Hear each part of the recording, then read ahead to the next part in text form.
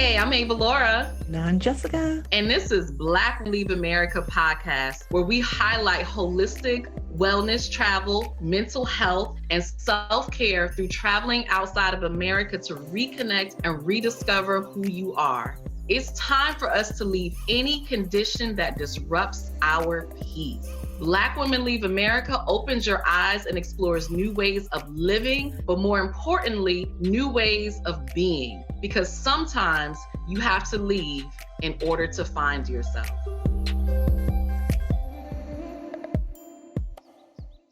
This is Black Women Leave America, where sometimes you have to leave in order to find yourself. I'm your host, Avalaura, and your other host. I'm Jessica. And we're here with Miss Kia Begess, and really excited to hear about her experiences in some countries we haven't heard much about yet. So Kia, thank you so much for being here. Thank you so much for taking the time to share your experience. Why don't you tell our audience a little bit about yourself? Well, thank you so much for having me. I really appreciate it.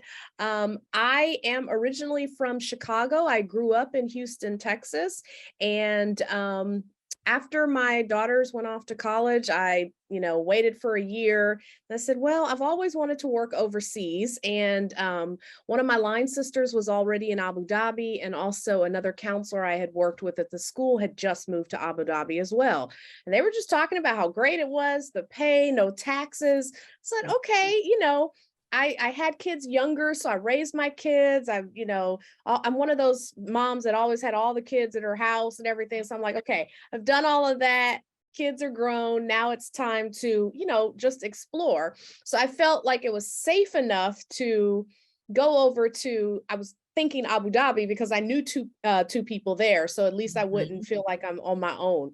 So I got on a website called Teach Away, and they only had positions in Dubai. And I was like, okay, well, that's only an hour drive from Abu Dhabi. I'll still see them all the time. And yeah, the original idea was I'll do 2 years and then, come back. 8 years later, I was still in Dubai. Wow. I just felt like I was super spoiled. I was really enjoying life. And then last year I moved here to London. So I took another position in August of 2021. So I'm now starting my second year at that job here in London. And yeah, more about me. I'm a mom. I have one biological child, and then I have 5 adopted children. Wow. They're all grown and they all live in the US, but they've all been except for one, they've all been to Dubai to visit me. So yeah, and I get to see them whenever I am home, but yeah, that's a little bit about me. I love it. And so tell me, so are you a teacher by trade? Is that what? I'm actually a counselor, so I'm a school counselor. So when I moved to Dubai, I was working as a high school counselor, and the schools in Dubai, they're what you call a comprehensive counselor. So I do university counseling and then also personal, social, and emotional. When I moved to London, they had a position open for a 7th, 8th grade counselor, and you teach some health classes as well. So I went ahead and took that position, and I love high school. That's my sweet spot. I love the kids at that age group. And so they opened up a second counseling position in the high school. So I went ahead and interviewed for that. So this year I'm back in high school again. They have it split though. I don't do any university stuff. I'm just helping the kids with their personal, social, emotional, and mental well-being. So that's really exciting. Yeah. I love that. And I don't think that everybody, so my background is social work, and I don't know if anybody ever thinks about coming from that background. I mean, I think we can think about it like in business and IT and things like that. Right. So you already knew some people who were there. So, which is, I guess, why you knew about it. So as you probably know, The Real Housewives of Dubai just came out, right? And I don't know if you've seen it. I did watch it. I did watch it, but I'm just curious, like, how is Dubai, and particularly in comparison to how they, how it's been portrayed on, Real Housewives of Dubai? So Dubai is, so it is run by the royal family. So you have, Maktoum, who is the ruler of Dubai, and he's the vice president of the United Arab Emirates. And then you have, the president of Abu Dhabi, and he's also the president of the entire UAE. And they have 7 different emirates. And so, it's a small country. They're a young country as well. The tribes have been around. They're called Emiratis. They've been around forever. But Father Zayed is who they call him, the first sheikh. He's the one who put the countries together. The Emirates together. Dubai is kind of like the Vegas or the Singapore of the Middle East. It is everything that you could think of. So there are a lot of expats there. I think when we moved there, they said there was only maybe 12% Emirati and 88% were expats. So people come from all over the world, and they have like this place called Ski Dubai in the Mall of the Emirates. We went, and I can't even remember what part it was, but it was a water park thing, but it was white water rafting, kayaking, surfing. So like they've pretty much created everything, if you are from, because we had students who they used to go skiing all the time in their home countries. And obviously you live in the desert, but hey, we'll just go to Ski Dubai, and that's how we keep up our ski skills. One of the other counselors I worked with used to love kayaking. So when we went to that water park thing, he did the kayaking. My line sister and I were doing the white water rafting. We hit a bump and I popped right out.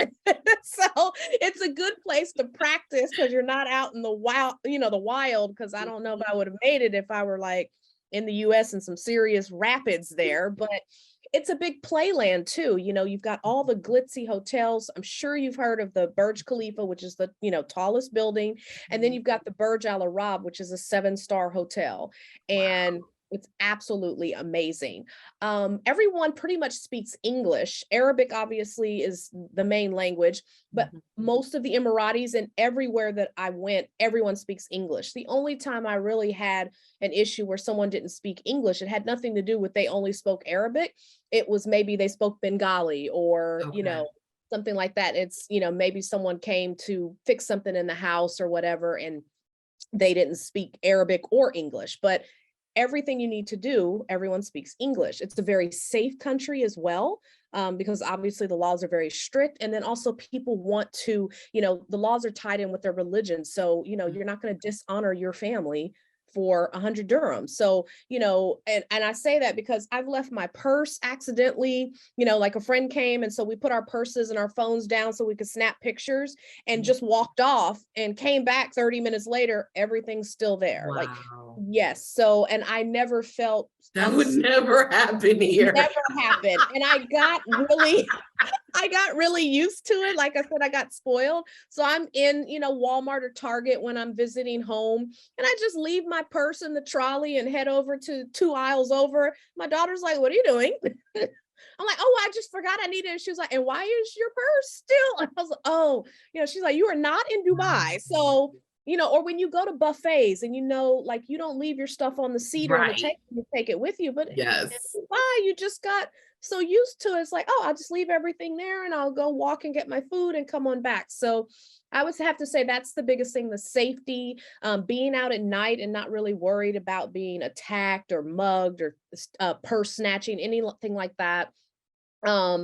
It's really nice, like working in the schools. I could walk down the hallway and within 5 minutes hear like 5 or 6 different languages: Dutch, Afrikaans, Spanish, Italian, Russian, Arabic, because there's so many, we had 90 something nationalities at one school. And the school I'm at now here in London, we have 60 something. So it just being in that international community and seeing people from all these different places.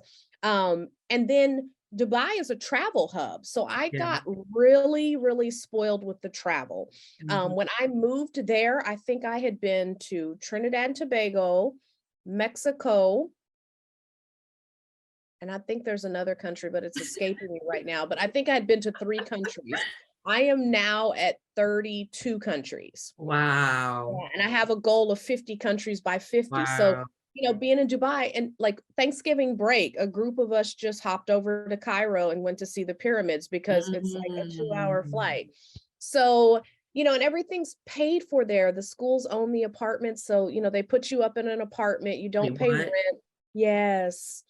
So over here in London, I have to be a real adult and I have to pay for this flat and pay rent. And I'm like, why did I leave Dubai? So I was going to ask you that because I thought Dubai was pretty expensive. So I was going to ask about the cost of living, because a lot of people that we've talked to, it's a lower cost of living. And so your money really stretches. So how is the cost of living in Dubai? I mean, not that you have to pay for it. Well, exactly. So that's the thing. When you're working in education, the majority of the schools provide housing for you. So that's why it is such a, alluring and, inviting job, because you may be getting paid a little more or the same, but number one, taxes don't come out of your check because they don't have taxes, income taxes. And you still have to file your taxes in the US, but foreign tax income, as long as you don't make a certain amount, you don't get taxed. So you're getting your whole check. Your job is also required to give you health insurance full. So you don't pay a deductible. Now, I did work at one school where if you wanted a US policy, you paid like $99 a month. And so for US citizens who knew they were going to be home a lot, we opted into that. So if you don't have health insurance coming out of your check, you don't have taxes coming out of your check, and then you don't pay rent, like they literally pick you up from the airport, drive you to your apartment, and you look around and sign the little sheet that all that stuff's there. The first job I worked for, it was fully furnished. And then the last school I worked for, what they do is they give you unfurnished, but they give you a settling in allowance so you can go buy the furniture you want. So yeah, so it's like a shock. And most international schools are like that. So if you worked in Thailand, Singapore, China, they either give you a housing allowance to cover the cost if you go find your own, or you live in school housing. And they're nice, they're really nice. So yeah, but the cost of living, I have friends who are there and their company does not provide that. Because some companies, like our kids who were there, their parents work for companies where tuition for their kids to go to private school is part of the package, right? But like I had friends, Manel and Ahmed. Manel's from Tunisia and Ahmed's from Egypt. And they both, came to Dubai and they met each other there. So that's how they ended up getting engaged and getting married. But they work just regular jobs and have to pay for their own apartment and everything. And so, they would say, yeah, it's expensive and just trying to find something. So the cost of living is expensive there. Food is expensive there, all that. But when you're not paying rent, that's why you see a lot of American, Canadian, and British teachers there, because they're getting paid more tax-free.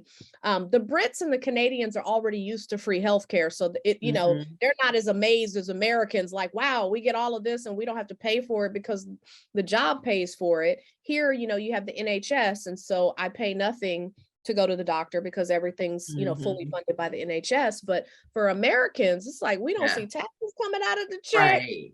And we don't have to worry about our security taxes. Like, I mean, you look at your check and you're like, what am I working for? Exactly. So you have a large number of African-American teachers there. There's a large presence, the Divine Nine. There's a Facebook group, Divine Nine, in the UAE, because I'm also an AKA. So, wanted to connect, and they have things going on there. So yeah, it's a big deal over there. And a lot of people, and a lot of Middle Eastern countries like Qatar pays, I think, a little bit more. You've got Kuwait, smaller, and Saudi, and so most of them don't have the taxes. They pay for the apartments, and so it's a good way to save money and a good way to do a lot of traveling. Wow. What is the average temperature there? It's hot.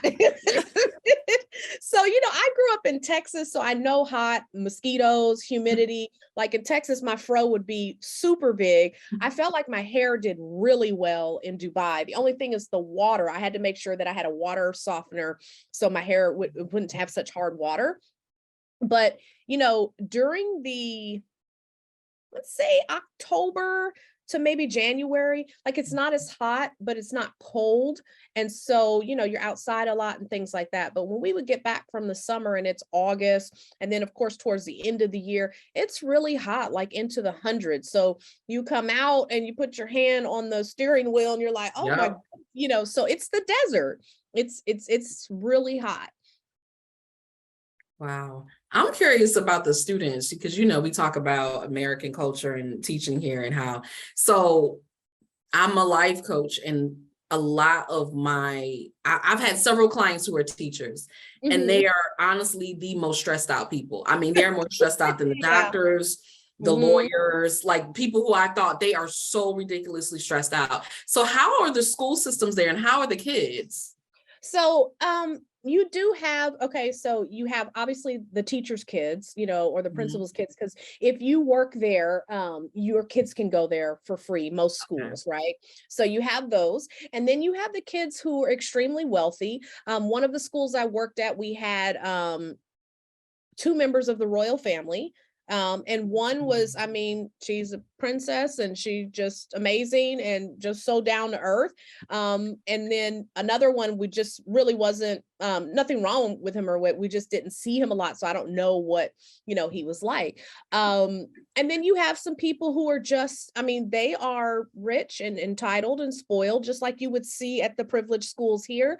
And then you have the kids who have a whole bunch of money, but they surely don't act like it. So I think you have the same level and personalities that you would have in any American schools. Teachers are stressed out as well, Mhm. but they're better paid and things are, they're not having to work a second job. So I think that reduces some of the stress than if they were in the US.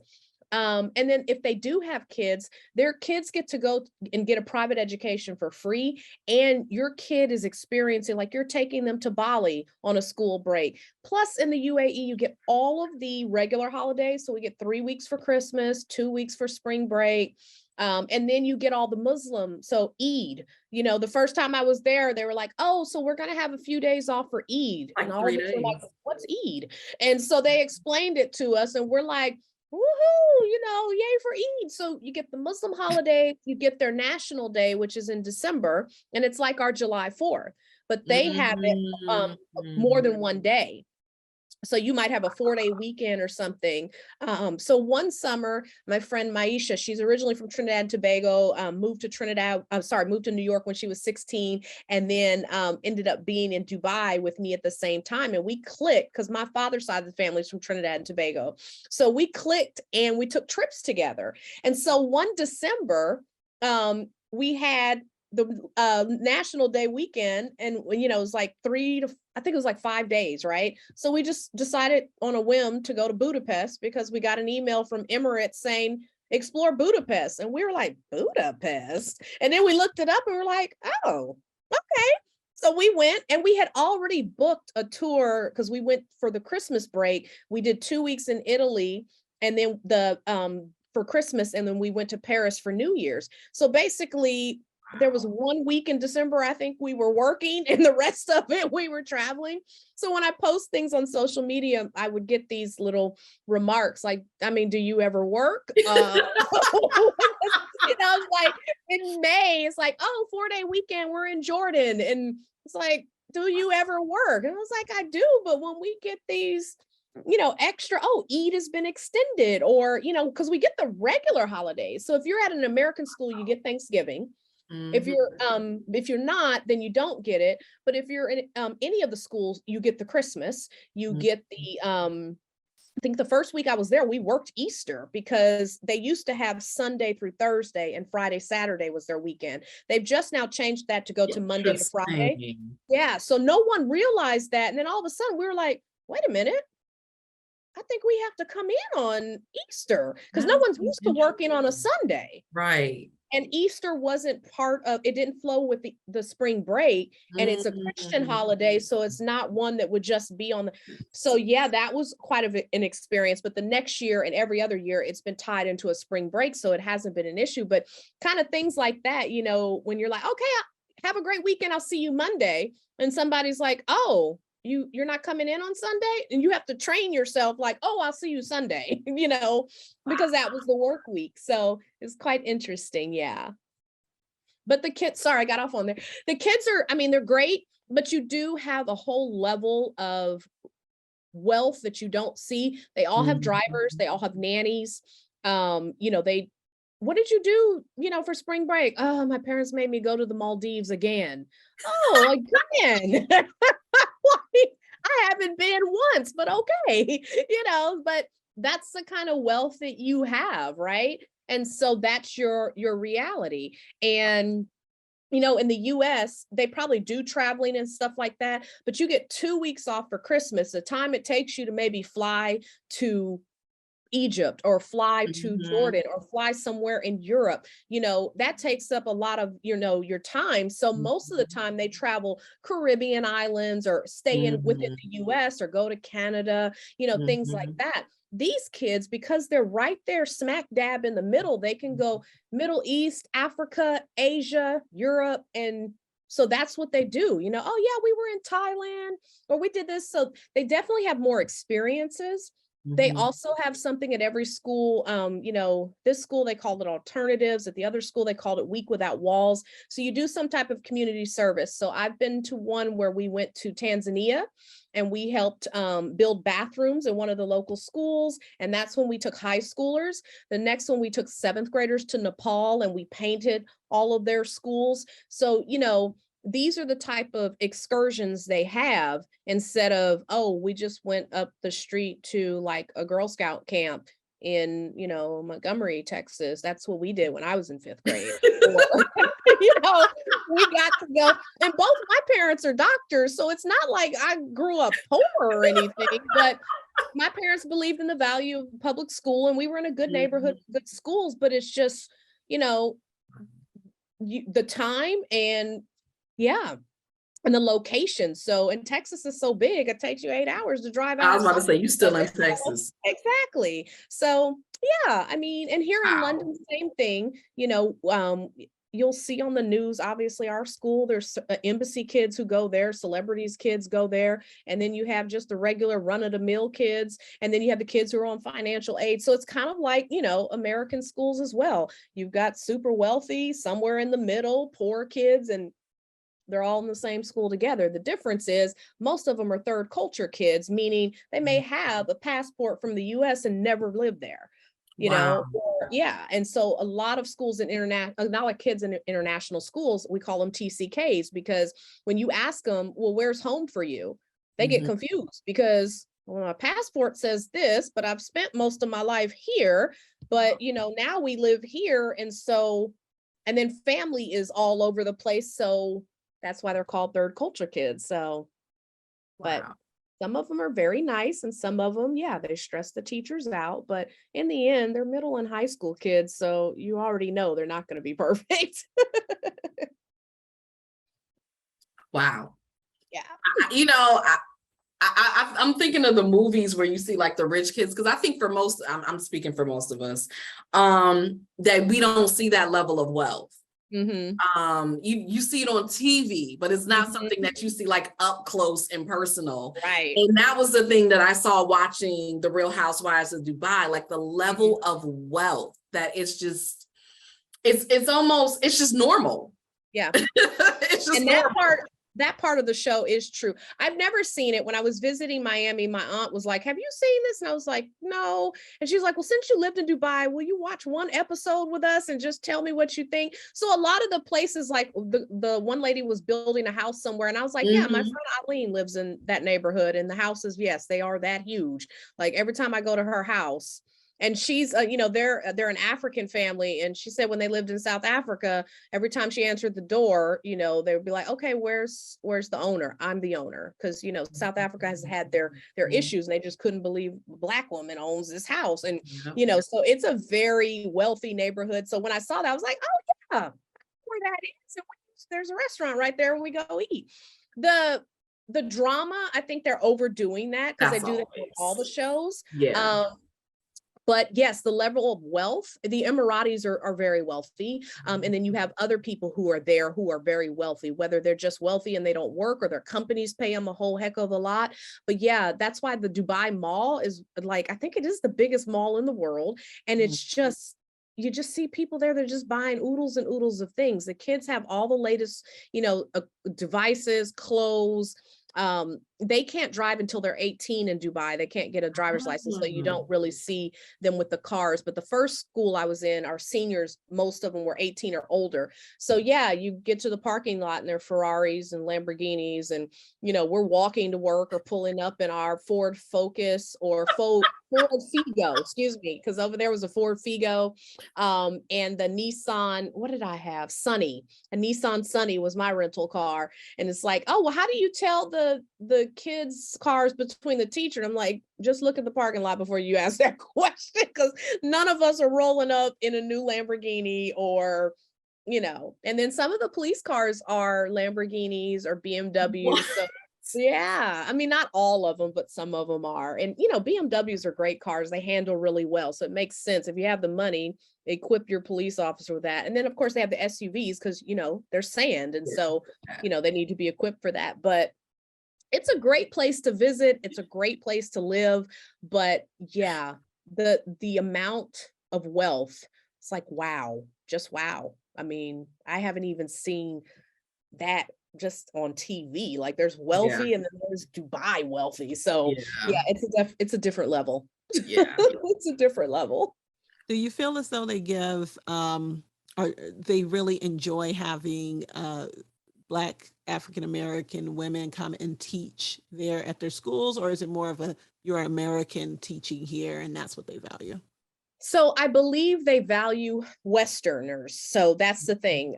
If you're Canadian, British, Australian, American, we're usually the highest paid over there because they value the Western education. Sadly, there are some, people from other countries who have master's degrees in certain things, but because they have it from that certain country, they were teacher assistants and they had to, if they wanted to be a teacher, they had to go through like the UAE system. They do really, respect and want our teachers over there. Someone made a comment that they really do like the African Americans, especially in the because most of the schools in Dubai are private. In other Emirates like Abu Dhabi, there are private schools, but they also have, I guess you wouldn't call it public schools, but they're schools that, the locals go to and everything. And it seems like for whatever reason, because, a lot of them maybe they're not used to discipline per se. And, Black women seem to be more motherly. They're also, really good with discipline. And so they tend to handle it better. So, I was speaking with some people and they're like, yeah, they just really love, because the way that they're able to handle the children and, get them disciplined and get them learning. And so that special, mothery trait that we have, I guess. But yeah, there are lots of Black people over there. There are Africans and then there are, Black people. And it's interesting because, I was in a cab with another African American and they were like, oh, where are you from? We're like, the US. Yeah, but where are your parents from? The US. Grandparents? The US, Trinidad and Tobago. And so, well, and we're just like, look, let's just go ahead and break it down for you. There are a lot of people who look like us who years and years ago, slaves were brought over to the US. And so we've never lived in an African country and we're considered African American.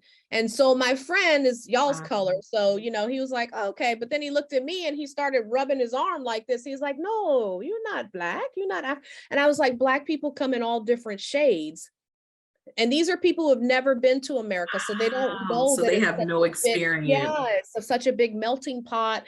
And so I've been mistaken for Arab, mixed, which in the States I got mixed, like, oh, okay, you're light, so maybe your mom's white, dad's Black or something like that. But yeah, when I went to Istanbul once, a man came up to me and just started speaking Arabic, and I was like, I do not speak Arabic. So, and I was with a girl whose father is Lebanese and mother's from Florida, so she speaks a little bit of Arabic. And so she started speaking and he just thought she was just a regular white girl. But I'm just like, yeah, I don't speak the Arabic. Like, what's happening here? Exactly. He didn't know what was happening. But in Texas, that used to happen to me all the time. They'd come to me in Walmart just speaking Spanish. And I'm like, no habla español. I understand a little bit of it because my ex-husband's half Black, half Mexican. So I, heard some of it. and usually like when they walk away in my mind process, I'm like, oh, that's what they were asking, but I'm not fluent where it just, but I know a few words. I know haram, I know halas, I know yalla and shakran. So I picked up, some, and or inshallah, that's the favorite for the kids, because Inshallah. it means if God wills it or Allah wills it, the kids, God willing. you get that assignment in, inshallah, miss. No, this is not an inshallah Mhm. moment. Like this needs to be turned in. But then So our I friends need that assignment also, on my desk. exactly. And my friends used to always say, yeah, if you invite someone and they say inshallah, just don't They count not them coming. in the count. Like, They ain't don't coming. put them in the count.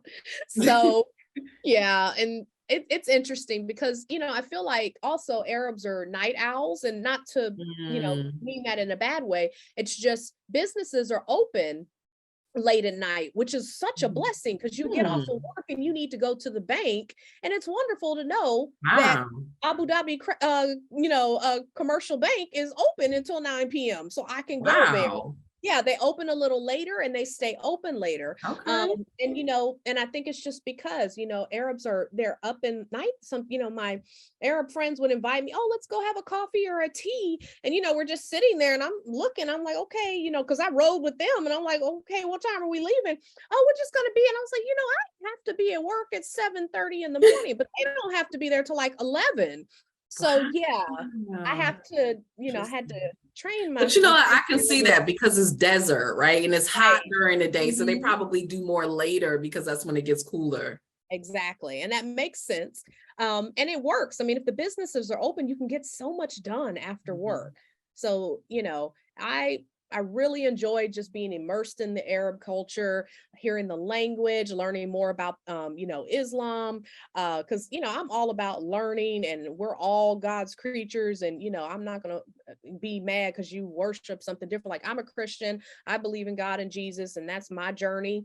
But, if you ask me about my journey, I can tell you about it and everything. But if you say, well, I'm just going to stick with Islam, okay, you do you. But I have questions. Can I ask you questions? And I loved it that they wwere very engaging, and they weren't combative. Like, you could just ask questions about anything, their culture, their religion, and they were just like, oh, well, we do this because of this or this. And, all Arabs aren't the same. So Arabic in Tunisia, they have different words. They don't say shukran, they say something else. Shukran means thank you. And so it's just like with Spanish. If you're talking with a Mexican and someone from Spain, there may be some things that are a little different. And then Mexican, like Tex-Mex, Spanish has been changed with some of the Mexicans who grew up in Texas. They've altered it a little bit too. So, Same they all thing. Puerto Ricans is totally different. It's a different dialect. So I didn't realize that about the Arabic language either. So it's been a great learning experience. Even here in London, everyone speaks English, but it's a different English. different.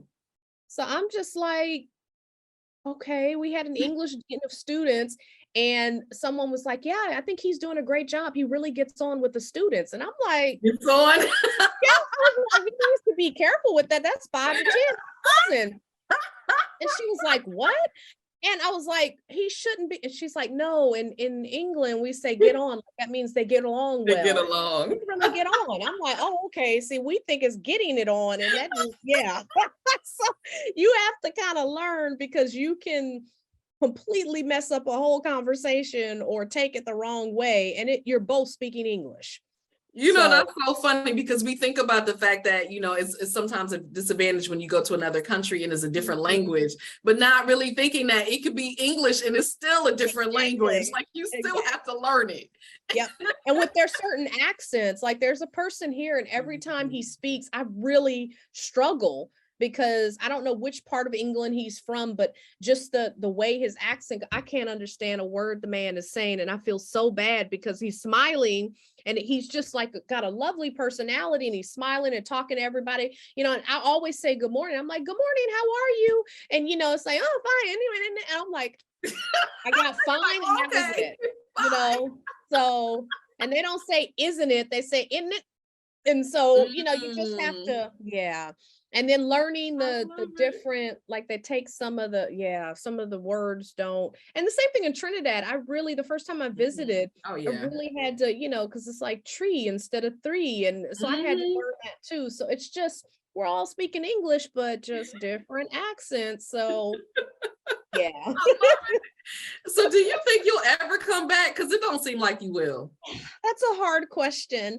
So I'm loving the fact that I don't pay anything for health insurance. If something bad were to happen to me, everything would be covered. Like, just going to the doctor, and I don't take a purse, I don't take a wallet, I just have my phone, because all I needed to give them is my date of birth. And then I sit down and wait. And then, there's nothing to pay, nothing at all. And so I'm just thinking about like everything that's going on in the US. There are no school shootings in the UAE. There are no school shootings in the UK, and then also too, like I'm able to travel. I can just take a train to Paris if I want to, or, of course, when I was in Dubai, just hop over to Egypt. Like there's a lot of beautiful things to see in the US, don't get me wrong, but it's like you're working so hard to make ends meet in education in the US. So many people take second jobs. Yeah. And then they keep putting more and more kids into the classroom from what I'm hearing, and they're Mhm. not really increasing the pay the way they should. Mhm. Just in Houston alone, I was watching the news and seeing how many teachers have quit. Like they've had a serious teacher shortage right now. Yeah. I'm so spoiled over here, and I'm already bougie. Like that's just me, and I own it. Like I love my bouginess, right? And so the fact that I can stay in the Burj Al Arab, or I can go, like do these things. Yeah, if it weren't for my children, I probably would be like, yeah, I'm out. Like I'll come and visit when I need to, but that's the only thing that really is drawing me back. Because whenever, they get married and start having kids, I definitely want to be that hands-on grandmother. Mhm. Like I'm right there for donuts with grandma. Every soccer match, every football game, every flute concert, every, tap dancing, whatever they decide to do, I'm there for everything. And that's very difficult when you live far away. Like my dad's parents lived in Chicago, my mom's parents lived in Nashville, and we were in Mhm. Houston. And so it's like we saw them in the summers or when they would come and visit us, but that's an 18-hour drive or a 14-hour drive. Yeah. And I was so jealous of people. What'd you do for the weekend? Oh, I went to my grandma's house. I Yeah. don't have the I was the luxury. same. Yeah, I Yeah. didn't see him like that. So Yeah. I want that with my grandkids. So, I'm low key secretly hoping that my kids come visit and they're like, oh, look in here. And then they get jobs and work overseas too. And it's like, oh, yeah, we were all over here with free healthcare. So I and then wanted I to just hit think, on something before we oh wrap yeah. up. There's, I don't know, I had this understanding that maybe everyone knew about slavery in America, right? The Mm, whole world knew. And mhm. from what I'm hearing, that's not true, right? I think to a certain extent they know, but when you are so a lot of the cab drivers are from small villages in Bangladesh Mhm. or somewhere in India. So, they know a little bit about their world, and they may not even be in big cities or whatever. They've come over to Dubai to work and send money home. They live there by themselves and their wife and children or their parents or whoever, and they're just sending money back. So they don't really understand, like they've heard of America and whatever they've seen on movies. Yeah. I'm sure everyone knows, because everyone knows about colonization, and I'm sure y'all have seen everything that's going on online. The Queen passed yesterday, Oh, Lord. and all of these people have very Mm. mixed emotions about it. There's a very large Caribbean population here, a large Indian population here. So everyone knows, depending on where they're from, about colonization, slavery, things like that. But I don't think they know like the impact of, okay, it's like they don't put the two and two together, that yes, there was slavery and they were brought over to different places, and Black people still live in the US. Now they know obviously Barack Obama's president. So, but it's just when they're in Dubai, they're used to seeing Africans. And so when you say you're Mhm. Black or Mhm. African, they're just expecting that you're from, Mhm. Kenya or Somalia or Ethiopia, because there's a strong, large African population there as well. And if Mhm. you're from a small village in Bangladesh, how much do you really know Right. about American or Canadian culture? It's like, yeah, I know of America. And then even students, when you ask them which universities, oh, I want to go either California or New York. We have 48 Mhm. other states. Those are the big ones. You know what I mean? But same for me. When someone said England, I just London. I didn't know anything Mhm, about Manchester or Bath or, Essex or any of mhm. that kind of stuff. I've heard of Scotland and Ireland, but I couldn't have told you any of the cities. And then once you move, I hadn't even heard of the UAE until my friend moved there. And my Mm, line sister, like, it's like Dubai. wow, I never heard, and I had to look it up on a map. And it's not an wow. old country, but still. So when we haven't, and I think that's everybody, when you haven't actually visited or lived there, you just know the big cities that you hear about on movies. And most of the time when Mhm. people watch movies, it's New York or it's California, because that's where, every time there's something going down, it's happening in DC, New York, or California in these movies. Yeah. So, but it's a great way to have conversations and educate people and say, Black people come in all, because when they hear Black, you just think the color Black and you think Mhm. African, and those, Africans are darker. When we say African American or Black, they don't expect this, because a lot of Arabs in the UAE look like this. That's true. And that That most is people true. have not seen my hair. So I get how do you get your hair like that? And I'm like, it's the darndest thing. I just wet it and it curls right up, or I just wake up and this is what it looks like. And they're like, wait, that's your natural hair? Because for them, they have to get it chemically curled. I was about to say that's a perm. You know what I mean? So that's what I tell them. I'm like, with you, when you go get a perm, you want it to be curly. If I wanted my hair straight like yours, I would have to I gotta get get a something like a yeah. perm. So it's just different texture of hair. I was like, this is my natural hair. I don't do anything. Like, this is just the way it grows out of my head. I love So, it.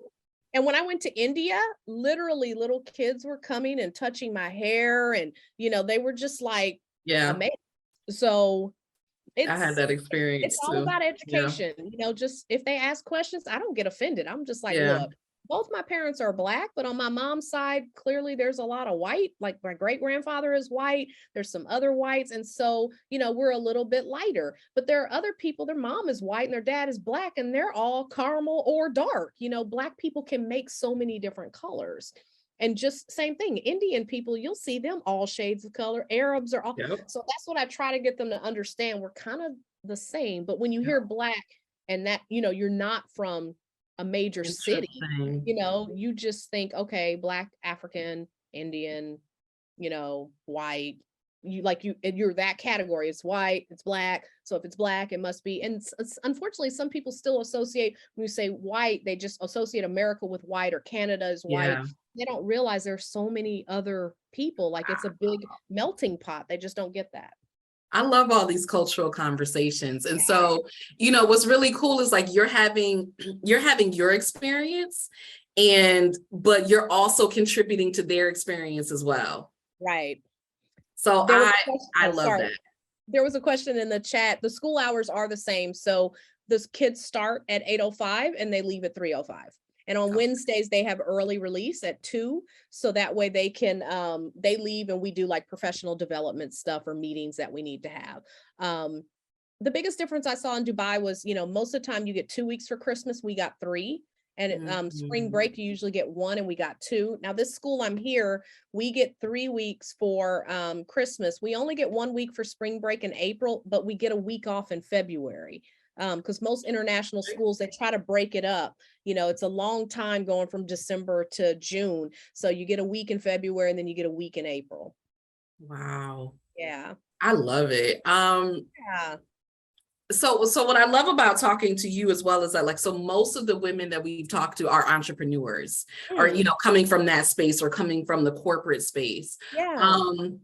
And so your experience is definitely unique with working there. So are Mhm. there anything, if somebody is saying, wow, you know what, I don't have to be an entrepreneur, I don't have to start a business, but I can go to another country and work. Do you have any advice for them?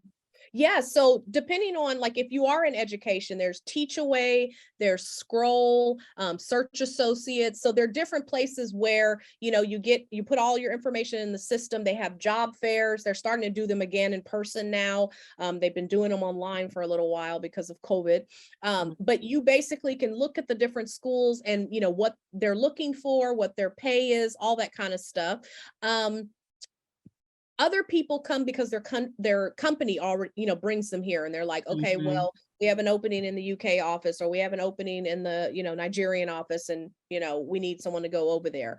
If they're just trying to come on their own, they do have to go through the whole, visa. You can't, so like you can't come to the UK and then look for a job and then try to get a visa. You have to have the job already, because the employer has to apply for the work visa for you.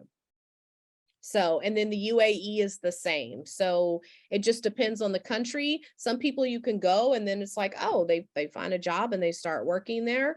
But with an American passport, you can visit most places in the world you can visit. And like, I think you can stay in the UK up to 6 months. And then in the I think in the UAE it was up to 30 days. So, it's different places. So, you could go and, look around and see if you liked it, and then, go back and, and apply for a job. I would also say be open-minded. Everything is not going to be exactly, what you're used to. For example, the flats here are so much smaller. And usually most places only have 1 bathroom. I'm used to, like, Dubai, a single person, they gave us a 2-bedroom, 2.5 bath. Then I come here and just 1 bath. And not that I need 2 baths, but I like to have like the half bath. So if someone visits, like they don't use my, what I mean? But it is what it is. And then Dubai, I had to learn the hard way that I should have brought more hair products, because even at the African store, all they had was cream of nature. And I used that as a kid, and that dried out my hair. I was like, when the last time we used that? Exactly. And I know they've revamped and everything, but it's still, So now, like in the last 2 years I was there, Amazon started delivering more to the UAE. So I would just order it on Amazon. But I was doing, like, every time I went to the States, stacking up and wrapping it up in Ziploc bags and throwing it in my suitcase so I could bring it with me. Let's see. Just mostly being open-minded. And then just, if you do end up moving, like, don't just sit around and do nothing. Yes, in hindsight, I wish I would have saved more money. But then when I look at that, excuse me, I'm like, look at all the experiences I had. Like, I can't take money with me. If I die, life insurance will take care of the people who survive me. It's like right now I should be enjoying life. So I've visited all these countries. I've had all of these experiences, like get to know the locals and go to some of their events. Like my friend Manel, when she and Ahmed got married, they got married in Cairo, and I went to that wedding in Cairo. So it's my first Egyptian wedding, like, so just get involved, do things. If you are a parent, so like, I know one teacher, they're divorced, and the son was living with the mom, but when he got the job in Dubai, the son was like, yes, he can live with you. So that son, like on the break, they just went to Bali, father, son. So he's living with his dad now, going to a private school in Dubai. And of course he sees his mom, whenever, but they're having these experiences. So if you have children and you get a job, they can soak up all those experiences that they would not get at an American private or public school. So I would definitely say go for it if you can. Try to save some money too, because it's rare that you'll work somewhere that you don't get taxed, but actually get out there and enjoy life and enjoy seeing different things. I love it. I love it. Last question, and then we'll end. But I just wanted to ask really quick, because I feel like we'll probably get this from a lot of folks that watch this. Do you do any domestic work? Like, do you have a maid? Do you have, a driver, all the things? So I'm one of those that no one can clean my house like I can. There were a few times, like I had a really bad flu and I ended up going to the emergency room. And so I knew my house was just full of germs. So I asked one of my coworkers, who do you use? And she really recommended this lady. And I believe she was from Bangladesh. And she was here by herself, and her 3-year-old was living with her parents, and she's just sending money. So she came in and cleaned everything, and and I asked her about her daughter and looked at the pictures and all that kind of stuff. So I gave her a little extra, but like she was like, oh, when do you want me to come next? And I was like, actually, I clean my own house. If I had a maid, I would definitely, but the problem is I don't feel like anybody can clean like I can. So I still went behind her and did some stuff anyway. So I'm like, but it's super cheap. So a lot of people have nannies. Now, if I had younger children, I would definitely employ a nanny in Dubai, because they usually have live-in nannies or nannies who come first thing in the morning and they're there. So that way they don't have to send them to an actual nursery or daycare. Teachers in Canada or the US wouldn't be able to do that in their home country. What's considered super cheap? So I've never had a nanny before. I mean, basically they're saying super cheap, like on a teacher's salary, you can have a live-in nanny. So it's gotta be super cheap. Got it. You know, most people have maids. They thought I was crazy that I clean my own house. Some people, the kids are in the families are usually one have the drivers. The teachers usually don't have drivers. They drive themselves. I did use a driver when I got connected with this guy. He was from Pakistan, and I got connected to him early on. And so he was not my driver, permanent driver, but when I needed to go to the airport, he was always the one who took me. He was like, just keep my number. So anytime I needed to do stuff, he drove me around. When my family came to visit, he picked all of them up from the airport. And then when we were doing stuff, he drove us around. So before he went back to Pakistan, he was kind of like my driver, but day to day, like I walked to work. And then when I moved to another school, I had to, drive to work. But yeah, most of the teachers don't have drivers. That's usually the kids and their parents. But yeah. And it's so safe that you see elementary kids like be pulled up and they're in a taxi by themselves. And when I first saw that, I was horrified. I was like, oh my goodness, that child could be kidnapped. And then when I realized over a while, that's so sad that we have to think like that. Yeah, they're in an Uber, they're in a taxi, or they have their own drivers who take them around because it's so safe. Like the kids are now, the only thing that people should be worried about, the people drive really fast. And I thought it was kind of crazy. Yeah, they don't really have a lot of drainage system because it doesn't rain that much in the desert. So when it does rain, a lot of times there are accidents and people don't slow down. So that's the biggest threat. But taxis and everything, the kids are just, yeah. Wow. So yeah, but I think, had I been there younger and like, my husband and I decided to go there and we had young children, we probably would have been employed a nanny because, hey, less germs, they're at the house, so I know a lot of people from Canada, South Africa, US, and Britain, they're like, yeah, if we lived in our home countries, we wouldn't have been able to afford this, so they just do that. But yeah, I did use a car washing service. So when you're in the apartments and you park your car in the parking garage, everybody has a designated space. And so there are people and they're there with their little carts and they ask you, do you want your car washed? And so you pay them monthly and they 3 times a week, they wash your car. So I did use that because with the dust and everything, it can get really. I was about to say, it sounds like Vegas because I lived in Vegas for 6 months and I was floored at the number of car washes, and it's because you're in the desert. So yeah, so that's the one thing I did use. And then the dry cleaning, like they come and pick it up and they deliver it back to you. Wow. If you're sick, you go to the doctor and they're like, yeah, we'll call it into the pharmacy and they'll call you when it's ready to deliver. So the pharmacy delivers. So yeah, you get real spoiled. So like when I would go, and you can't pump your own gas there either. Like they won't allow you to get out of the car. Like they have people who their own pump the gas. Like, yeah, there's certain parts of the US too. So I went home once and I borrowed my cousin's car and I'm driving and everything. I had to get gas. I immediately posted on Facebook, first time to pump my own gas in 2 years. What is this peasant lifestyle?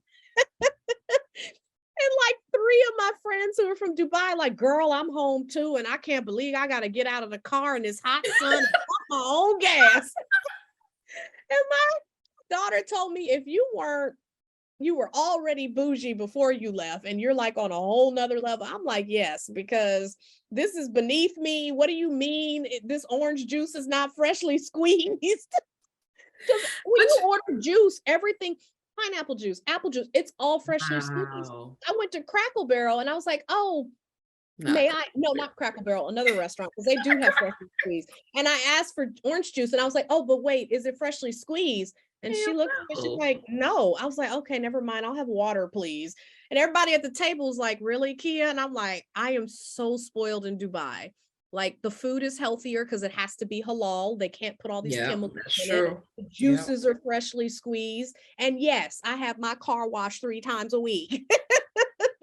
So you know what? But I love that because we all, you know, we talk about Lux life and living our best life and all these things. And we ain't living our best life here. Like No. we just some people are, but We yeah. really some not. people, but it really not. Like even those people, even if they have all the things, they're Right. still stressed out and living this grind and all, you know. And I Yeah. love how you're just saying like all these things are just the norm in these cultures. It's just Yeah. the norm for everybody, not for people living the Lux life, but for everybody. Well, not everybody. Unfortunately, you know, passport really dictates, Well, yes, you for know, the type of us. jobs you can get. And yeah, so if you're American, it's great. But you know, if you're with a Nigerian passport, That's you true. could be like a chemical engineer, but the only job you can get is as a security guard. Like my Wow. friend, she met her husband, he's Nigerian and it's security guard. But I mean, he had like all this education, and I mean, they live in the US now and it's fine, but you know, those are some things that I think need to get better. You know, and yes, you do have Africans who their companies bring them over there, but if you're Mhm. just trying to find a job, you know, and you're Mhm. getting one as a construction worker, like you're out in the heat all day, you don't live in, you know, the housing that they provide for you is really not like ours. So we are super spoiled. We are Yeah. definitely super spoiled as Americans. And you know, and But so the thing thankful for is, and this is yeah, what a lot of women have said, and you're echoing that, is that we're super spoiled in other countries other than right, America. right. And that's how Canadians feel too. You know, Canadians, when they've told me, you know, when they get out of their degree and everything, it's like there's so many limited jobs in education. So number one, it's hard to find a job. So they leave the country and they're like, and then when we go to places in the Middle East, like we're so revered and we get this great pay and everything. And, you know, regardless of what color they are or what gender they are, it's just there aren't enough teaching jobs. And when a person gets a teaching job in Canada, they hold on to it till they retire. So Wow. everybody has their issues. No country is perfect, but everybody, I think, has found that if you go work in international schools, you can save your money and do things because they're providing all of these perks that you don't get in your home country. Yeah. Wow. On that note, I mean, thank you Well, so so what much. she said is if you can't find a Wow. job in the United States, look internationally. Exactly. Exactly. Start with the UAE, Kuwait, Qatar, like great packages. The people are great. Yeah. I can dig it. Well, if y'all are ever in London, shoot me an email and I'd love to meet you ladies in person. Yeah. I'm gonna have to jump off because I'm waiting for my grocery delivery. Thank you so much. This has Go been and buy my amazing. groceries anymore. I've been spoiled that they're just delivered to me. Well, thank you so much for your time, your energy, all this Welcome. great information. It's been great having you. Thank you all for watching Black Women Leave America. Until next time, peace. Bye. Thank you so much.